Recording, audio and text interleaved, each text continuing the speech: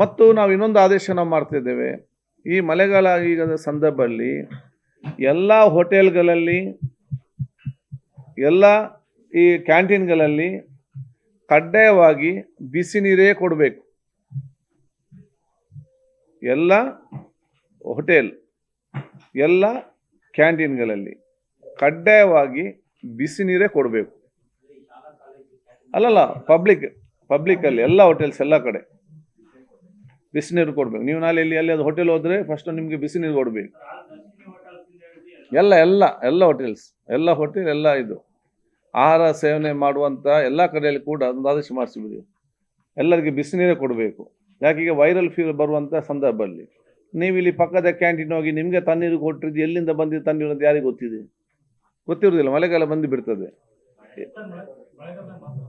ಅಲ್ಲ, ಈಗ ಅದು ಮಂದಿಗೆ ಅಭ್ಯಾಸ ಆದ ಮತ್ತೆ ಯಾವಾಗಲೂ ಕೊಡ್ತಾನೆ. ಮತ್ತು ಕೆಲವ್ರಿಗೆ ಎಷ್ಟೇ ಕೋಲ್ಡ್ ಆದರೂ ಕೋಲ್ಡ್ ನೀರೇ ಬೇಕು. ಅದಕ್ಕೆಂತ ಮಾಡೋದು ಈಗ?